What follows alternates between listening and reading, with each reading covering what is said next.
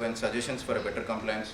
Sir, maybe we'll start with you. Maybe you can briefly open up on that particular aspect and general feedback from the department as well, so that we'll go into the deeper sections of the debate a bit later. But just to open up on the issue of the compliance and the department perspective of general feedback for this 2-3 years, sir. How is it? How is it been?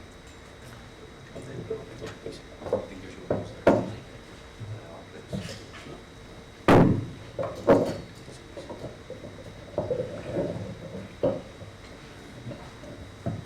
Good evening, all of you.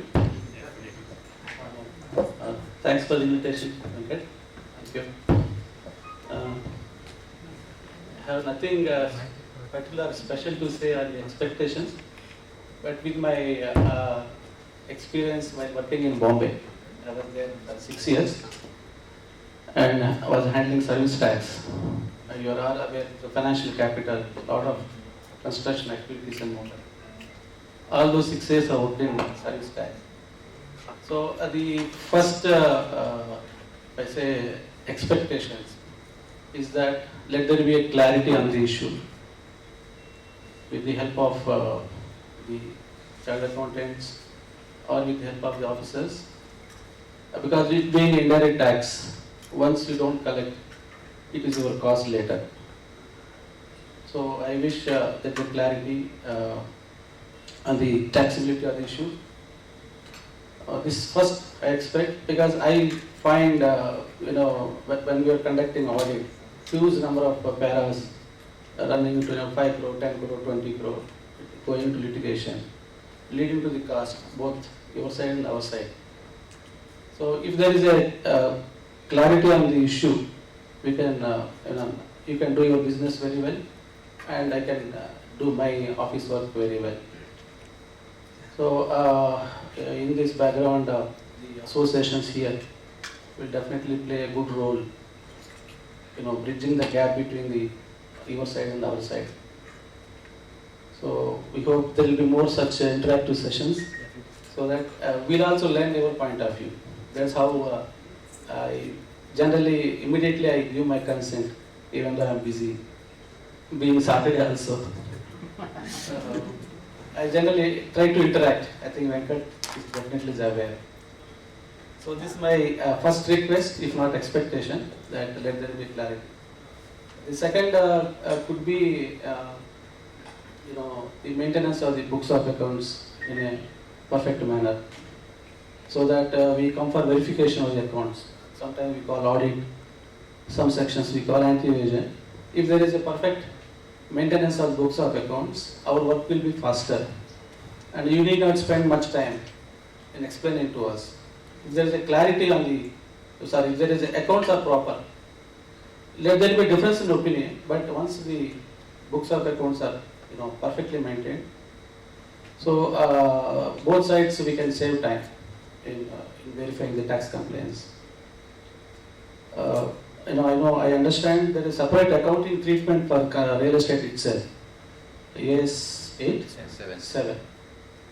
So there is also a lot of gap from our side, because we are coming from different backgrounds, arts, engineering, commerce. So we are also learning, or we are also conducting training programs to understand your accounting point of view. So we also request your side that the accounts are maintained as per requirement. So broadly, these are the two things in my mind, expectations. So as a last point, as an officer, what I say is that we don't want to disturb the existing working nature or style. If there is a issue, it will be sorted out immediately, like some clarifications. So we have certain mechanism. We have a quarterly grievance redressal committee meetings. I forgot his name. One CA is there as a member. One advocate is there as a member. In addition to some other, the tax associations. FICI is there. FAPSI is there. CREDA is also there. So through that forum also, you can see clarifications on a certain issue, and it comes in writing, so that there is no issue in future. So with these few words, these are my broad expectations, and if you have further doubts, I'm here. To best of my knowledge, I can tell. Thank you. Thank you so much, sir. Thank you so much, sir, for the words here. We request now A.S. Rao, sir. I think he's the best guy to talk in the town to address the issues or explain the best possible view from the assessee standpoint. So please, sir, please. Thank you, HCCS and Mr. Venkat. It was the privilege to sit with Mr. Naredi, sir. If I have to start explaining about the expectations from the government with regard to the real estate itself, probably the day ends. So I was jokingly telling some of the people that agricultural industry and agriculture is the largest employer in the country, and real estate is next to the agriculture. That is what we compare in many sectors. But what I feel always, with regard to the complexities, what are the complexities that are associated with the agriculture? Probably God's creation, whereas for the real estate, it's a government's creation. I'm sorry to put it, but it is clear. The reason being, the real estate owner who has started naming any real estate complex as a real estate complex rather than an apartments or something like that. General notion is commercial complex, apartment complex or something like that. Probably since the word complex is associated with the real estate, the taxation also complexity is associated with every section. First of all, there is a fulfillment issue. Whether the real estate comes under the service or not. Even I think by the time there is an answer for this particular question, probably GST will be replaced with the transactional tax or something else. But we have to live with the complexity, and we have to try to keep on understanding the answers and keep moving forward. And when I passed this here, Norway was just introduced that time, and till such stage when the Senate is introduced in replacement of the Norway, still we were facing the troubles of the Norway. From the Senate and the next stage, and from the next stage to here. But my expectation, if at all anything is there, it is only one thing. Let us have lesser complexity in the real estate, as Sir already was telling. If you have introduced only 5%, just say 5% is the real estate. There is nothing which you need to complain. But otherwise, like a transaction tax, even if you put it, if I am collecting 100 rupees, every residential on an account of any residential sales from any customer, if you are collecting 5%, you just pay 5% and leave it. But the matter is not ending over there. With regard to JDA, with regard to the ownership land, and 80% you have to procure from the registered assessees, and various other complexities in and around, whatever you are putting in, making the construction of the complex more complexity. My single submission is only one thing. First of all, nobody would really agree for removal of the input tax credit, because whether you are going back or going forward, why do we come to the GST is in order to subsume all the taxes whatever we are going to pay. Now with the 5% by removal of the LTC, the effective taxation on some of the apartment costs when we work out is crossing even 18%, which is in the luxury cadre. So that means it has become a sin tax. So buying an apartment or something like that is a sin kind of situation has been arranged in several cases. That means effectively 12 to 13% or 30 to 14% is the input tax credit that is available on the material. And disregarding that particular thing, and you are paying 5%. So that means it is crossing even 19% in several cases. So that is the issue of my sincere submission is it is good to appear that government is charging only 5%. But it is, in a true sense, it is not 5%. But let us really understand what is the component on which you have to put the tax. So once that particular clarity is there, it is clear. And with the, I fully appreciate with the one for 2019, there are answers for the several problems the industry has faced. But still, there are several things that are associated. Construction means it is not something like an equivalent to any manufacturing or a service provision. It is associated with several other aspects as such. If you have a, how a gold is treated as a separate commodity and charged at 3% or something or other, let us try to have for the real estate also a separate chapter exclusively addressing all the queries. Or let us have only one thing. Whatever the amount that is getting credited to the account of the developer on any account, nowadays anyway there is no cash transaction, and even if there is a cash transaction, there is no mechanism to find out for anybody. If I am collecting from a customer 100 rupees, give 5 rupees to be paid. If I am refunding any 100 rupees to my customer, the 5% has to be adjusted against the payment. If this kind of simplicity is maintained, whatever it is, the compliance goes up. Where complexity ends, compliance goes up. When compliance increases, people will go away from the complexity and try to look for the alternatives. With regard to the, that is the only thing from my expectation instead of continuing. When we go to the next level, my request for the government is only to reduce the complexity by taking the inputs from the industry at large. Thank you.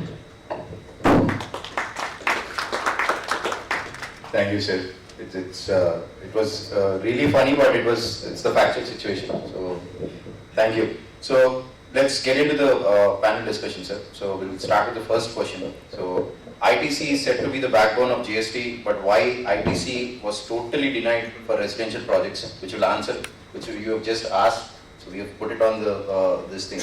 So, from the government standpoint, why can't we optimize the 5% is the specific thing? So I know it's very tough question for you, but in terms of the expectation from the public at large, this was the highly asked question. So we put it on number 1. So kindly, your perception of how to deal with it. Yeah, really, it's question is simple but difficult for me to answer. It is basically a policy issue. And there are a lot of deliberations in the GST Council. You are aware GST Council is a constitutional body. On their recommendation only all these so-called complexities are coming. So within the 4 walls of this building, this room, now to be quoted, this is obviously is a policy issue number 1. I am also trying to understand why such a decision was taken after reading the 33 and 34 GST Council meeting. Yeah. So, lot of discussions took place as per the minutes available. It is also available in public domain. So, NBCC has given a presentation for the committee saying that average cash payable by the builder is around 4 to 6, 4 to 7. So that's how they fixed it around 5. Probably the intention is to reduce the complexity. Otherwise, you have to maintain books of account, shows the invoice documents for the purpose of correctness of ITC, eligibility. Again, section 17 will come into picture, reversal will come into picture. So that could be one of the intention to reduce the difficulties of proper bookkeeping, tax point of view. So that could be the reason. That's all I can say on this. Sir, in terms of the optimization. Just one second. But I would like to know from the industry, what is the difficulty in this implementing? See, at the end of the day, as I understand, the ITC that is otherwise eligible, otherwise coming, the cost, it will become a cost to you. So will you not load into your price when you are arriving at the price of the flat? Please don't think otherwise. It is being indirect tax. You are anyway loading to the customer. To the customer, he is happy that 5% is flat. Earlier, he was of the impression 12% is too much, 18% is too much. When it's fine, he is happy with the tax. I just wanted some reaction from the other side. Was it really a challenge? So that I can have my ideas to understand your point of view.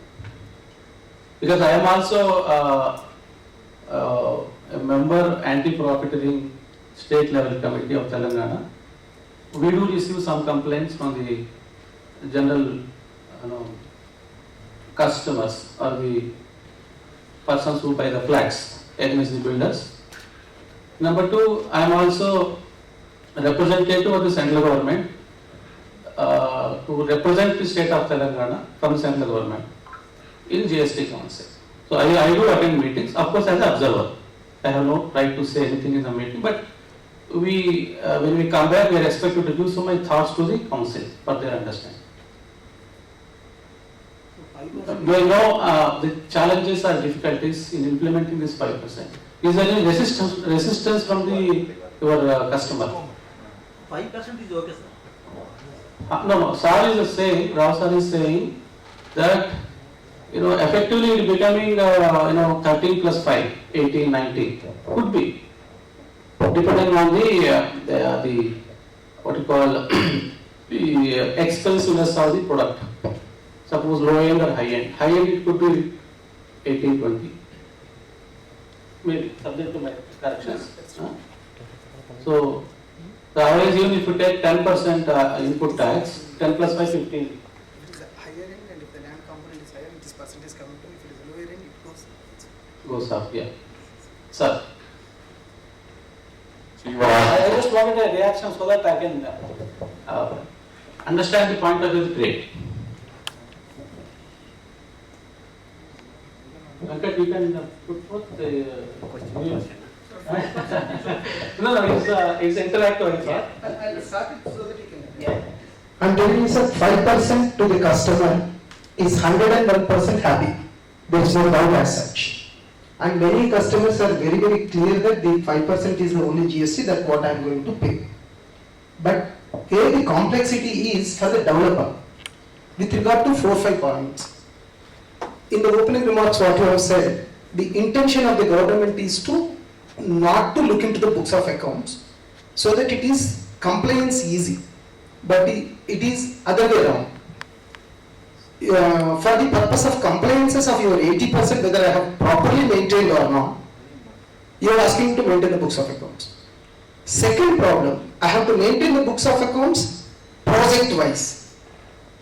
Third problem, transitional issues. If I have couple of projects, I think real estate is hitting here also. I'm sorry, since it is in the evening time, I just wanted to make myself be awake and make you to be awake. And I have to rush again, trying to put it otherwise with the due respect in this particular meeting, not at all. So the third complexity, sir, when we have certain couple of projects ongoing with the input tax credit and certain projects without input tax credit, how do we satisfy any of your governmental officers? It is something like a satisfying a wife, which can never happen. So, and with due respect to the other people. So what I need to say is 5% taxation of the GST to a customer is a happiest situation, and I fully admit from 1/4/2019 onwards, if I have taken up a new project in my own land, listen to me, if I take up a project in my own land and charge only 5% on the customer, and if I have only one project, and if I am buying the material, every material or majority of the material from the registered dealer, and if I have only, I don't have ISD or I don't have the common projects or something like that, subject to 1, 2, 3, 4, 5, it is clear. But the problem is not that. Despite 5%, you are looking into my books of accounts so deeply for the timing differences also. I was just a couple of days back was explaining to someone, bring a bucket water. They are bringing the bucket water and it has come and it landed. Instead of appreciating that I have brought a bucket of water, there are certain drops that fallen from the bucket because of the bucket fault, or because of the wind fault, or because of the reason that I was little weakened, but I have delivered. But the problem is, these drop of waters also making a difference here, which I have to explain means it's a tiny difference. Somebody comes and says, and when you have taken input tax credit, you know pretty well if a 10% is mortgage to the HMDA, you cannot take input tax credit. Why did you not do that? It's only a question of timing difference. So such kind of small things. And someone comes and asks, sir, you have retained 5% of the amount from your contractor value and set aside, and contractor value you are paying at the end of the project, which means 2 years after, 3 years after. So why did you take the input tax credit? What is this? Did I ultimately pay to the contractor or not? No, sir, you have paid, but this is the provision. And when we execute a JDA, sometimes certain terms and conditions will be delayed. After 3 months or 4 months, we may register it. Again, timing differences.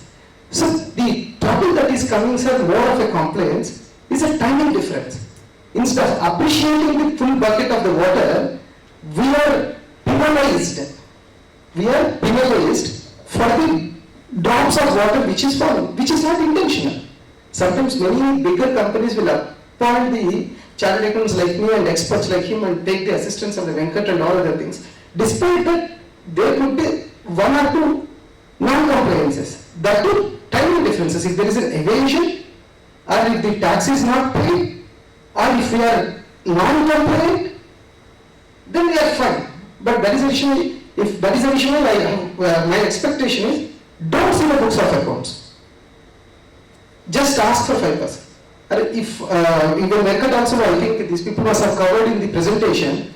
Someone has booked a flat in the, let us say, April 21, and he cancelled his flat in October 22. What happens to the GST, what he has paid? Is it not the complexity that is getting increased? So, what my submission, sir, 101%, 5% application without input tax credit is an appreciable fact. But it is something like a rose with a thorn. How we have to throw that particular thorn is the thing which we have to understand that. And if I have to keep on telling, there are more than 100. Actually, I have asked my colleague, since there was a seminar, since I am not looking nowadays the GST and all other things, can you come with a list of papers? He has come with a book. I'm telling you, I swear, he has come with a book. Sir, these are the points, or these are the questions which we have faced in our recent audit, sir. And when did it happen? And in recent audit, sir. Then what is that they are questioning? Sir, 3 months of service tax period and 9 months of that period and this 21 months period, these are the questions what we are asking. At the end, I have requested, was there any evasion? No, sir. Did we not pay whatever we have collected? No, sir. Did we buy anything? No, sir. But all the things are non-comprehensive. For certain special purpose vehicles, sir, even government also, when they wanted to auction, there should be a company to be floated. It's a subsidiary company. For a subsidiary company we just bought, they will see the parent will give a loan to them, and I have to give a corporate guarantee. When I give a corporate guarantee, they are asking me, what is the notional commission that we can put on the corporate this guarantee commission, and what we are charging? See, are those not complexities that we have built around the 5%? And more surprisingly, we have a revenue sharing process. What is the ultimate objective of the government? For every sale of flat, whatever the designated amount what we have to collect and pay. Me and land owner together have developed this particular project and paid. And an officer calls me and says, sir, what happens to the service that you have provided to the landowner? I have not provided anything to the landowner. Landowner and me put together have developed this particular project, and 100 rupees is the revenue that is generated out of the project, and we have paid. We have discharged. No, you have paid, both are there. No, from your bank account, some amount is going to his bank account, and then what happens? What I have received, I am saying here, whatever the service that you have, no, sir, there is something. If there is nothing, why he will come to you? What is this? So that means if 2 people sit together, do we need to question it? So is it that only 1% can be? If that is the case, I have thousands of employees and many labor people all put together when they are doing it. So does it mean something we have to do? So that is the problem, sir. The problem is not paying up the 5%. I'm telling you, if with the jurisdictional officer whoever put together, if they wanted to charge another 0.5% or 1%. But don't treat the real estate companies that as if any action, whatever they are doing, is only with a purpose to avoid something. So that means what the impression we are giving to the people is construction of the complexes is a complexity. And here also it is coming, sir. But I am very, very thankful for the recent clarification that it has come with regard to the at the end of the project, what are the apartments that are there. One thing appreciable is removal of the difficulties is happening. But when you yourself admitting that there is a removal of the difficulties, original difficulties faced by the assessees are on account of ignorance, sometimes ignorance of the junior officers, but not on account of aviation. If it is seen through this particular eyes, sir, we really appreciate, as you have rightly said, the intentions of the government is to remove. I can list that is a reason. How many people have really faced means if one guy is constructing only one project and one thing, complexities are minimal.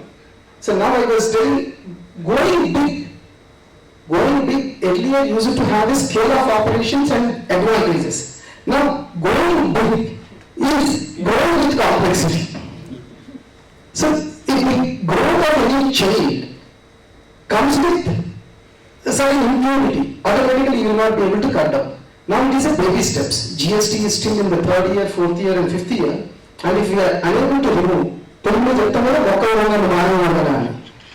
unless we remove the impurities in the GST, that is 3rd year, 4th year, 4th year, 5th year, it unnecessarily goes up and wants the people to look for alternatives. So if the implementation of the limits are strict to 5% on the transactional value, say it is only a transactional value and forget about my books of accounts. Let the income tax officer see my books of accounts or the other authorities see my books of accounts, and then it will be very, very happy situation. And customer loves, today customer is loving 1/4/2019, even if developer also should love means all these things should go out, sir. With due respect and if I have not had any money. Thank you. So 17(5)(d) restriction applies for corporate office buildings for construction, or it extends for the cases of commercial projects constituted and leased out later, wherein the government is collecting 18% GST on the rentals.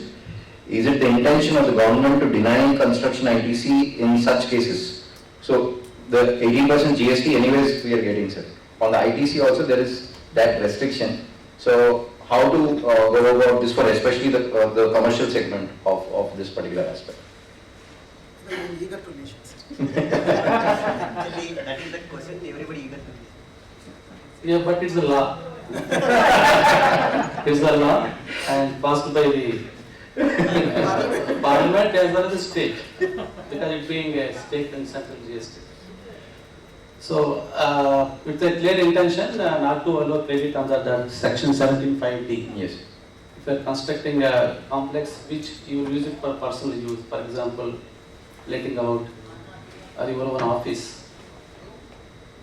What you want me to, what's the reason? Yes, sir.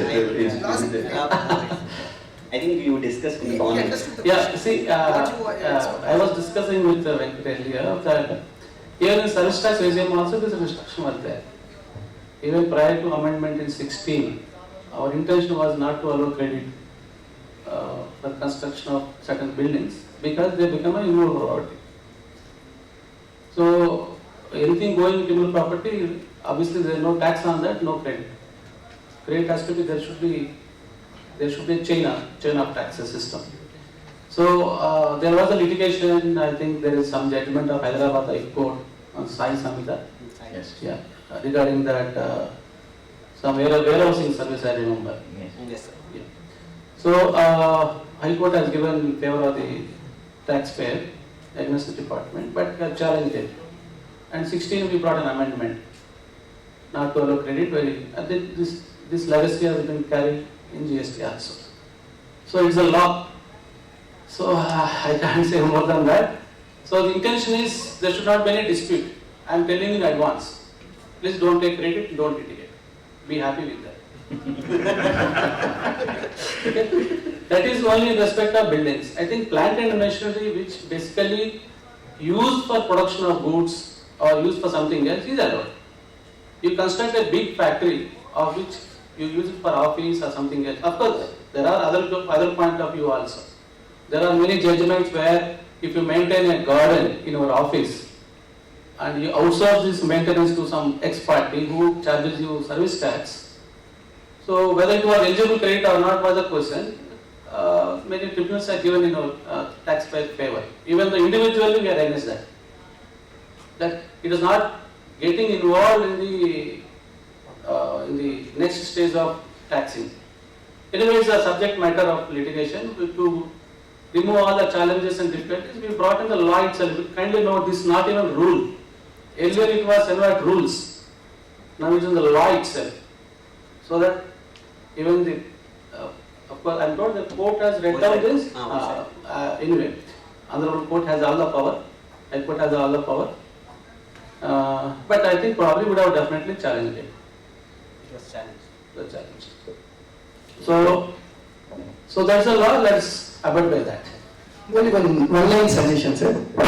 Since 1/3 of the land value is reduced in the taxation of the residential, with an intention that there is an immovable property part of it. Even here also, since the land, not only the land, in the building also is part of it, maybe 2/3 or whatever it is to be reduced from the 18% may reduce the complexity by explaining that, say, Venkat, if he gives a service, out of his knowledge also, I am charging 18%, you are charging 18%. And I am giving a building, an immovable property also, you are charging 18%.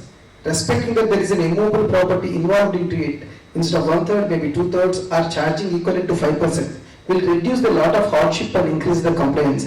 Maybe if at all in the coming GST Commission councils, if at all if something can be expressed in that particular thing. We agree in a denial of the input, but the taxation of 18% for usage of the building, which is equivalent to the consultancy charges, is a very great hardship, and certainly I am telling you, it is not encouraging the, it is not a competitive thing, I can say. I don't want to go means several words. Since immovable property is involved, how 1/3 is discounted here, 2/3 are applying the same 5% here is the reasonable or rational. That is what I feel. If possible, you can put forth our suggestions. Thank you. Extending that particular topic, sir. The standard deduction of 1/3 towards land while arriving at the taxable value, can it be an actual value in true sense for premium and high-end areas where the land value is more than 50% and sometimes it even touches 85-90%, sir? So the land value getting taxed under GST, though kept outside the GST perspective in true sense at 5.3, can this be taken up? I mean, we are advising clients that you can go ahead, but in terms of practical approach of the department and your perspective into it, sir. This is again a policy issue. Number one. Anyway, see, as Sir was telling, there is a complexity. We want to reduce the complexity in the tax system of real estate. So if you base upon the value of the land on the sub-registrar's value, it is too dynamic. Some states are modifying every 6 months to garner the land tax, that is stamp duty. Maybe the state here waiting to change. So, and when I come for verification of records, how do you deduct this for the purpose of charging 7.5%? Of course, after deducting the land value, now it's 5%. So you need to maintain some more documentation. And today, when you are taking the first installment, the land value may be 10,000. When you take second installment, it may increase 15,000. How do you charge that? Will you again go for the different add stage? No, again, I will ask you the same question when I come for a verification of your books. So probably to reduce these complexities, we are taking a straight, take 1/3 as a benchmark price for the land, whether it is city of Hyderabad or a town of Guntur. So maybe in city of Hyderabad, we have a high land price. In other places it may be less. So that could be one reason. The second reason is, let's take a straight. Even for example, in works contract for the vessel works, we were charging 40% as a service portion. And somebody could have challenged it, why not 50, why not 30? That's the assumption. so that there is a clarity from the other side also, and when we verify also there is a clarity from our side also. That's what I guess. Of course, otherwise it's a policy issue.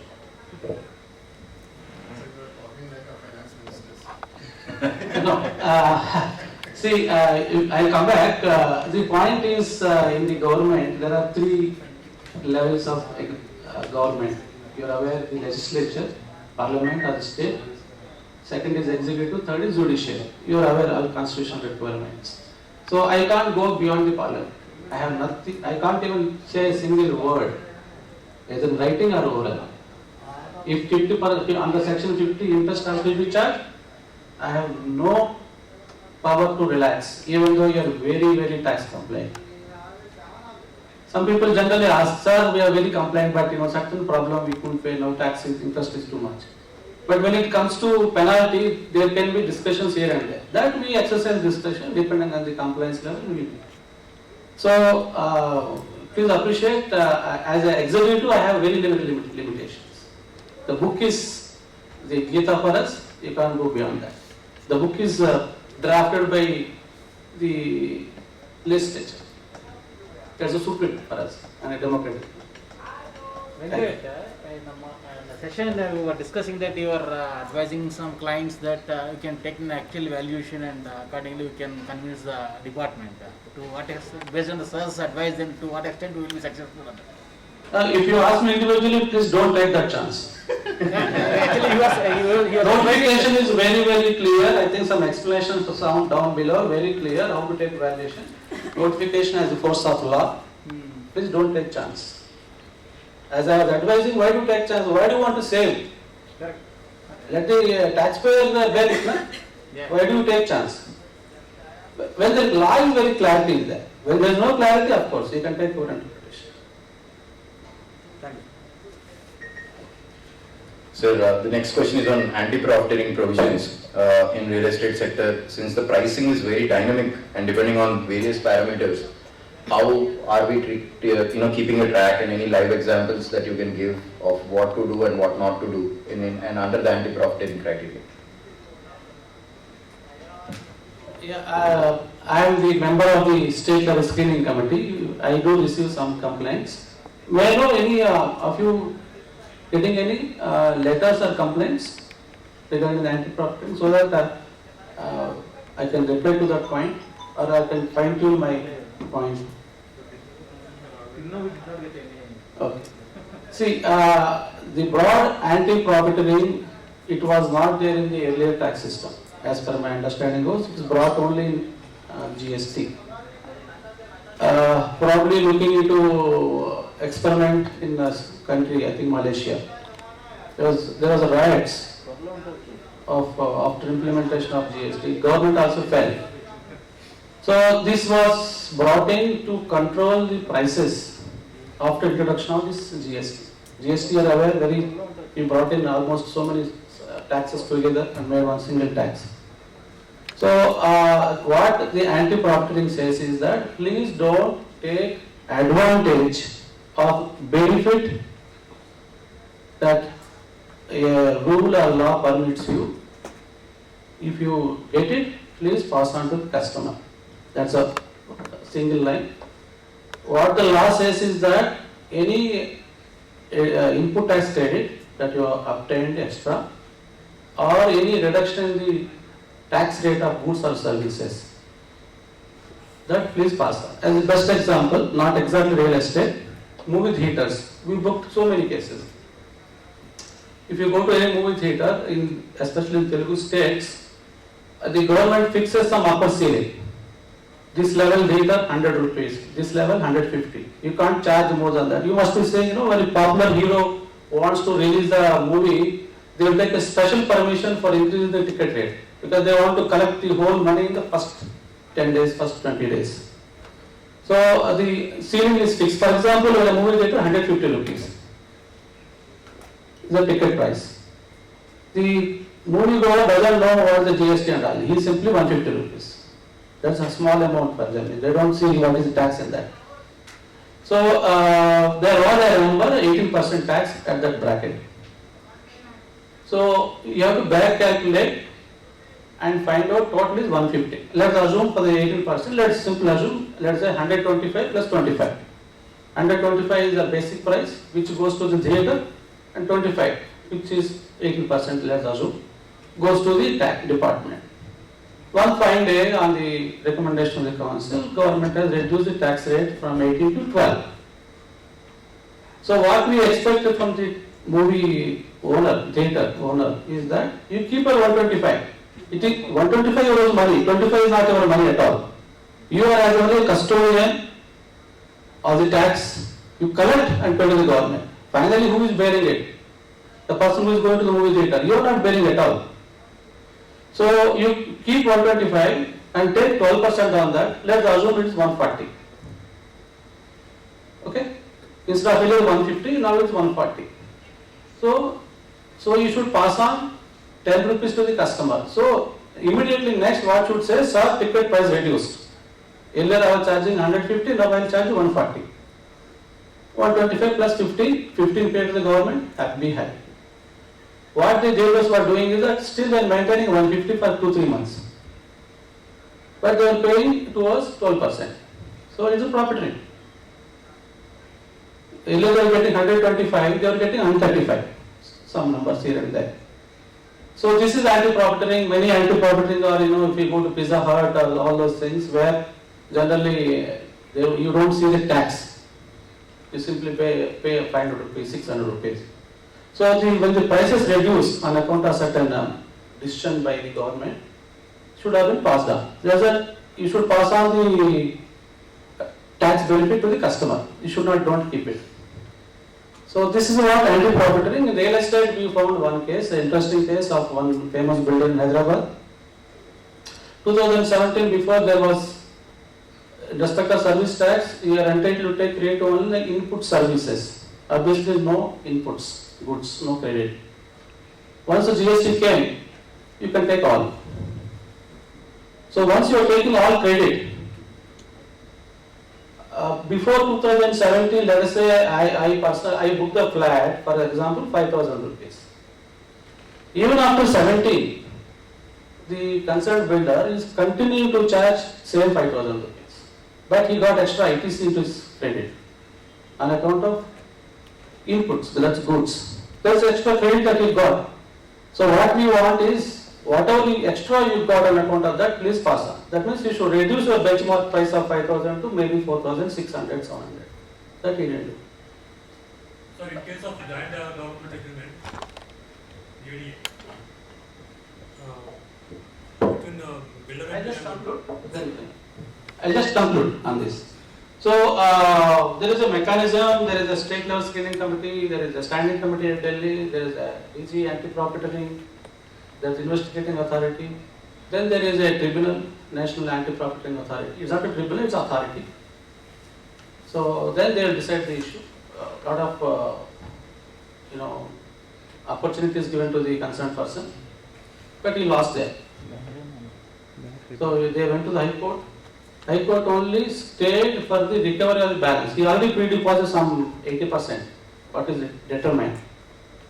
High Court said, perfect, there is a case against you, okay, we will not ask to report the balance. Because there is a calculation issue, not the principal amount, not the principal issue. So they fix the liability on the developer to pay GST. Whether you collect or don't collect, it is your choice.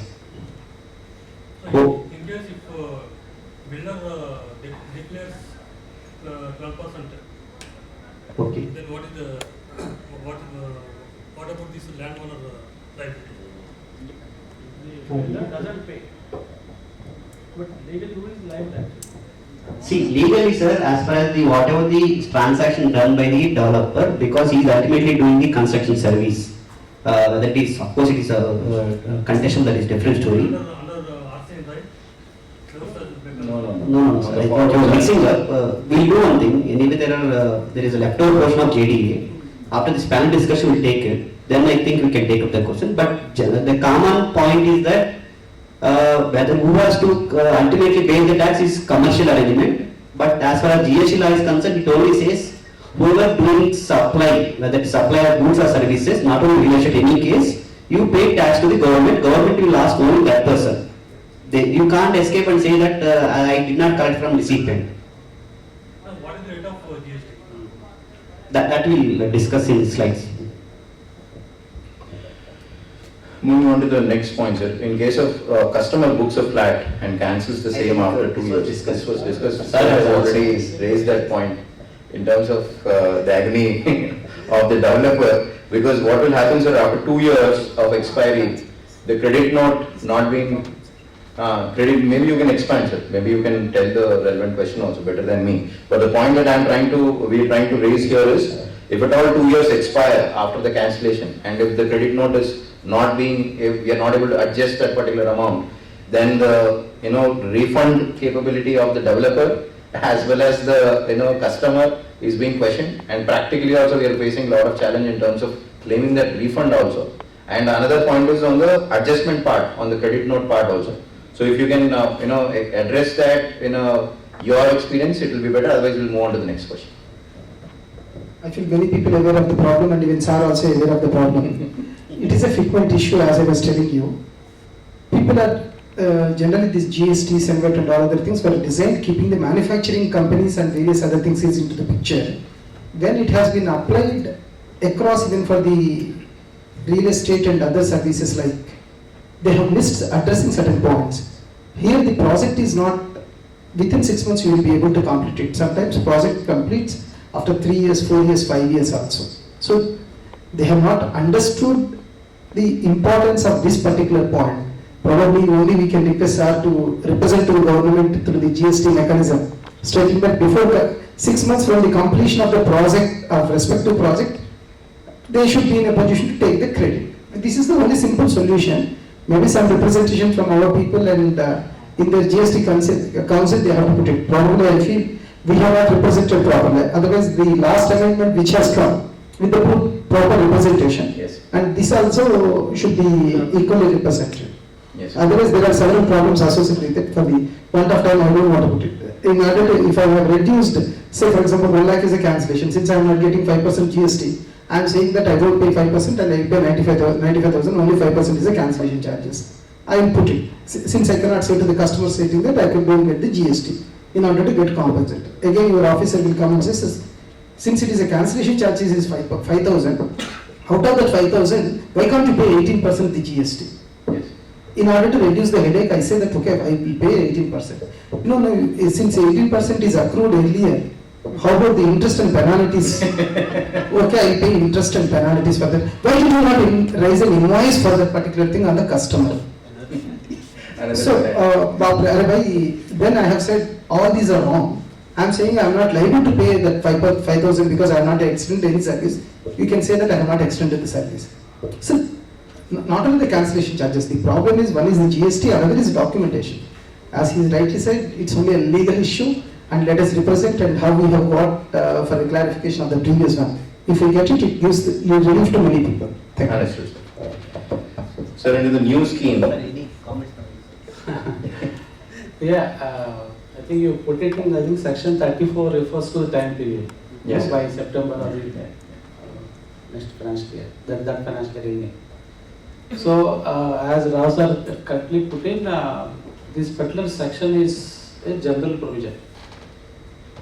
Real estate is one of the dynamic field, probably after banking, with my small knowledge in service tax.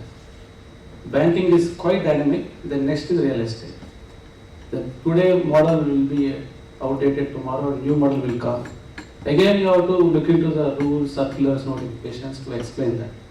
So yeah, he has rightly put it, probably if industry represents, so there can be some relaxations to section 34 in respect to certain sectors, where including real estate. The time period can be extended instead of September, it can be probably the end of that project until you get to OC or something like that. 6 months from the date of OC. Right, yeah. Some cut-off can be kept. So we welcome suggestions in writing through any forum.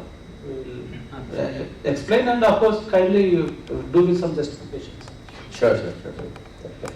Sir, under the new scheme, the builder pays 5% without ITC, and there is also a requirement of 80% procurements through the registered vendors.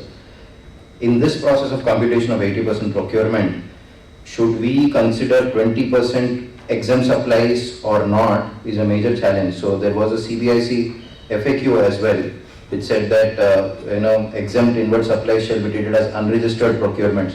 So on that particular thing, it's a hardship again. But the point is, it's multiple interpretations are being taken on this. So, sir, maybe you can also add whatever this particular thing is there. As an example, what is that exempt supply given by Yes. HSD. HSD. Diesel.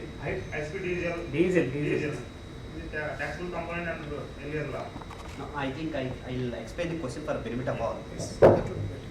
The question is this, it is anyway diesel and all that are excluded from the calculation of 80%. That is not the issue what we are trying to ask from the commission, sir.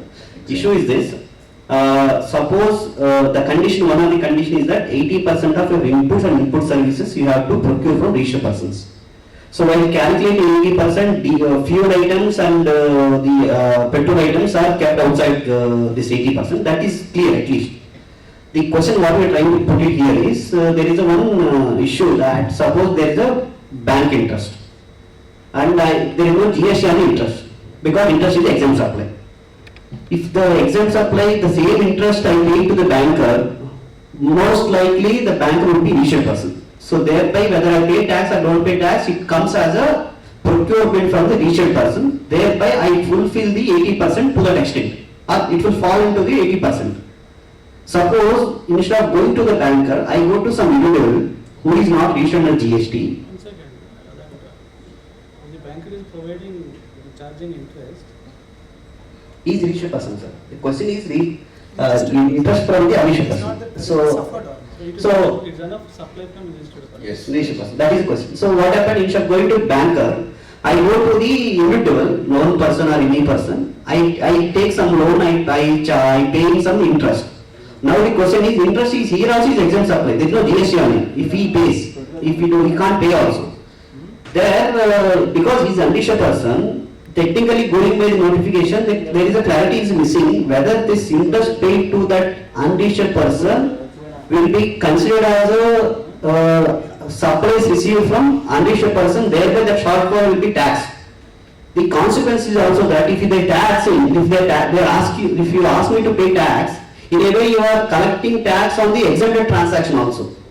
So that is the glitch what is there in the notification, and it was Supply with unregistered person.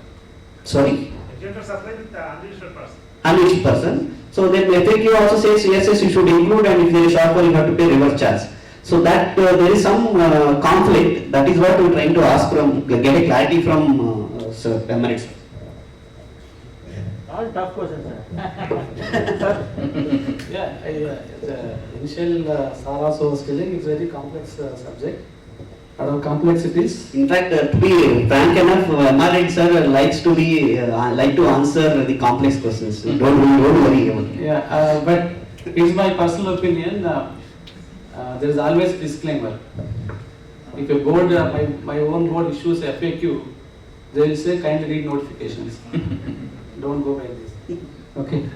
So I understand the question. I don't have ready-made answer.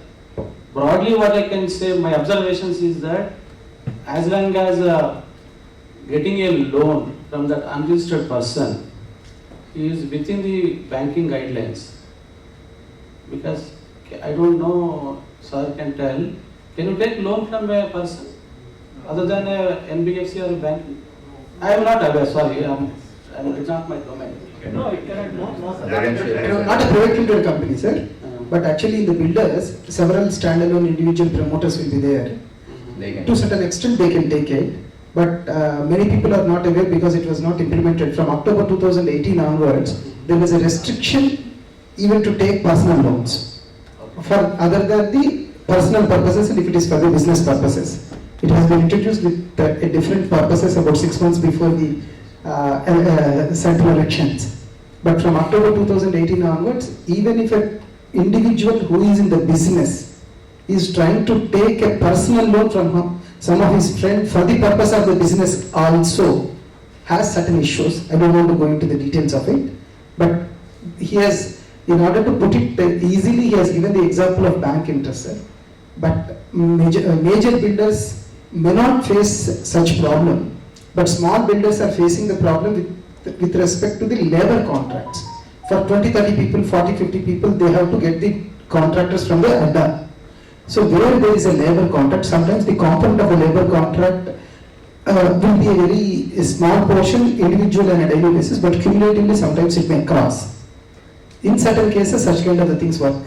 Here the greater hardship for the bigger companies also is within the financial year. Say for example, if I have started something in the month of December of one financial year and ends in the June of another financial year, at the fag end if there is something, then there is a problem for the major companies also. But here, like what we thought, cancellation charges, cancellation within 6 months. Here also it should be seen by seeing a real estate company for the entire duration of the project if it is extended. The hardship automatically comes down to a greater extent. Thank you. The point very clear. Broadly, government wants to bring at least 80% into books of account. That's what that condition is kept. Otherwise, the real estate sector is little vulnerable to the cash transactions. So they want to say, okay, you buy 80% from registered person, then the transactions are recorded in books of account, both sides. So if it's really for business purpose, that particular activity, and it recorded in the books of accounts, I think we can definitely recommend to the GST Council with good examples. Probably, when you are drafting, certain things may not come into picture. And this is obviously it's a FAQ. It has no legal base as on today. Of course, it has its own persuasive value. We can, I can request, We make it. with examples. Sure, sir. So in terms of a JDA entered in a service tax regime and a supplementary agreement entered in the GST regime, there is no clarity as to whether the service tax shall be paid on the construction services provided to the landowner as consideration was received in service tax regime by way of development rights, or GST would be levied as a supplementary agreement is entered in the GST regime.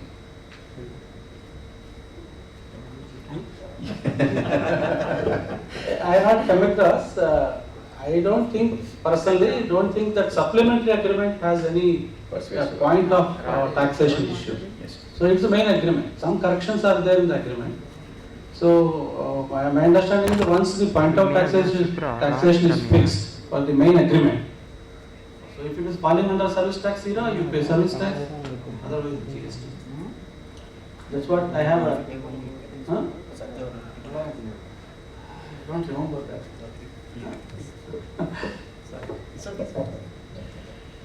There are certain transitional problems are here. As he rightly said, JDA is executed before service tax, and after the service tax is only one thing. But the flavor to that particular thing, garnishing what you did is 12% to the 5%. So such kind of the things will come into the picture. And then the third problem over and above that, the packing is, if at all, if it is a revenue share. So with these particular things, it is getting complicated. But otherwise, after 1/4/2019, this particular problem goes out. Then this is a transitional. Probably one-to-one case. Only Venkat has to handle till the Supreme Court to win it. If any department has any action on that? Yes, sir. And even for I pity on the departmental people also, whether the construction industry do the research and development in order to improve it or not, but there is a research and development wing on the construction division in the department to pull the legs, sir, with due respect. I'm sorry, they are doing it because it was a surprising with certain points. Retention money, what you are keeping with the contractor, whether it is reversal, it is not a retention money. See, in order to give some money in advance before the verification of his work, I am paying 95% and giving 5%.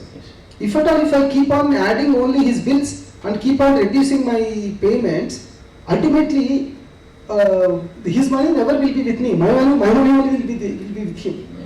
But research and development, why I said is, when there is a compliance is seen, trying to understand these kind of things. If these are addressed from 1/4/2019, complexities will come down. Only by understanding the complexities, if with the audit committee or with the people are given with due suggestions, So, with regard to the point of taxation, since that has come, I am telling you, point of taxation, there could be certain difficulties because law is not properly framed, keeping the real estate into consideration and taken into consideration of manufacturing. Such kind of things are excused even at the ground level. Yes. By seeing the overall compliance of the companies, it will be a happy situation. That's it. Corpus fund should be. So in terms of maintenance charges collected in advance or the customer from the customers, post a handover shall be treated as a composite supply or it should be treated as a separate supply. The same is not being provided along with construction of services, and GST at 18% shall be charged on maintenance services. So there is a confusion here. There are two parts. One is there is a collection of advance receipt of maintenance, and also on post completion also the maintenance charges are being conducted.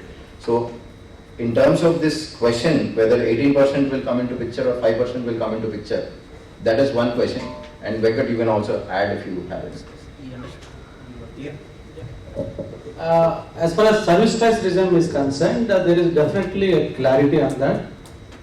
The builder basically is into construction and sell, but in the process he has to hand over the whole thing to society later. He has responsibility till that time. So meanwhile there can be some families staying in the houses which are completed, but project still not completed. I mean, the association is still not at form. So from that day onwards, so he has to maintain the concerned flats or apartments. So my understanding is that there is a clarity. You are doing a separate service by itself. Probably it is a maintenance service.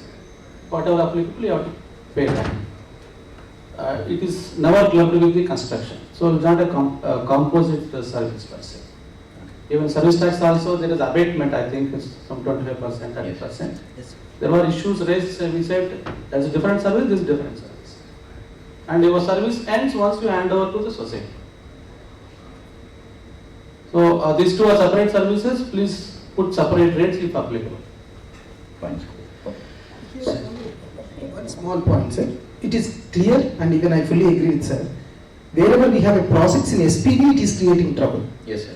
In SPV, what happens, when you collect 2 years in advance, at the time of collection, you have to remit that particular amount to the government immediately. But I extend that particular 18% service for the next 2 years. And if I don't have any other project, I cannot adjust it, that particular input tax credit. So I have collected from the customer that 18% and paid to you. Because on the date of collection of that 2 years advance maintenance, since I am in the new regime, I cannot take any input tax credit and I have not incurred any expenditure. Thus I am paying it to you because on advance I have to pay. But after let us say 12 months or 18 months, I have incurred certain housekeeping, security or something other. At that particular point of time, I don't receive any money from the customer because customer has already paid. If it is an SPV, exclusively only one project is there, and the entire amount that is collected is paid to the department. The input tax credit that is available for me on the housekeeping, security and all other things is lying as a credit at the end. Then we have to do some maneuverability, how we have to do it. If there is a continuous project after project, project after project, to certain extent with the timing difference you will be able to adjust it. But otherwise in SPVs it is very difficult to adjust. 5% is here, 18% there and all. So thus, both are two different services. Department has to see whether it is a service from the developer. It's a bundled kind of thing. Of course, even nowadays, even the research is being done by the people, even under the GST regime also, whether there is a bundled or not. So, your first floor with 10th floor, since there is a difference which you have charged based on the customer, the preferential location charges are there or not. Of course, with fortunate enough, they are confused, but they did not put it, but people may come for it. So, developer, whatever he is extending, if you put it at 5%, at par, don't even put a credit even there, and maintenance charges also. When it goes to the association, let them do it. Then, as I rightly said, the complexity will come down. And even I don't maintain the books. Otherwise, there is a question that is being asked. You are taking input tax credit on this particular thing, whether you have given, use it this for the maintenance or whether you use it for the construction. Because certain plumbing material, electrical material or something other that are common for use. Yes. Since builder will procure both, one is for the maintenance, one is for this, In order to not to have a confusion, I don't say that everybody is a compliance and there is a loophole. Put it at par at 5% even for the maintenance charges and don't give the credit because I am the service provider. If at all, if that suggestion also along with that particular thing is taken, we can reduce the complexity. Hope people will agree. Yeah, Thank you. Sir, whether RERA throws any light on that? Like, is it not responsibility of the builder to maintain till it is handed over to the society? Even RERA also must be talking on that. No, sir. There talks only one thing. For certain items, whether if there is any quality defect, for such things you have to fix for it. But RERA doesn't have any linkage as this such. is actually a common maintenance issue. It is only a common Yeah, maintenance. basically, his point is well taken that don't take survey credit, charge 5%. Correct. You know, let's assume that there is a value addition. At the end, we are charging 18% on the maintenance services. Suppose most of the maintenance services are outsourced, plumbing, security, Mostly housekeeping or cleaning, yeah, housekeeping basically. Depending on the quality of the flats. Somebody only security, somebody will have cleaning, other things also. Assuming that the input service are already 10, 12 average and we are charging 80, the difference is only basically, so you remove ITC and then charge 5. So as good as charging along with the flats. Of course, some research has to be done. If it is in the extent of government is getting only cash to the extent of 5%, we can club it and then we can specifically say. Yes, 1-to-1 you cannot say, sir. Here, in fact, it is a loss to the builder. Because maintenance charges, no builder, as I remember, or as I know, at least to my knowledge, will gain any amount on that. Even 18% whatever collected, we will get the input tax credit, and to be very frank, even putting a 5% is an additional cost, because 18% credit I get it. I wanted to reduce the complexity in that particular area, at least after transitional. 1/4/2019 onwards, if I have the project, if it is 5%, let everything be 5%. Otherwise, why are you taking here, why are you taking there, and all other things will come. A real estate, a separate category you have given, you do with that. But again, bifurcating into two, creating complexity. Otherwise, maintenance charges pay, no builder, as I know, will gain anything. So there is additional input tax credit of 18% will be available for 18% and 5% is a hardship cost. But still, that is easier than the compliance. Yeah. As I understand, even why can't government can think of giving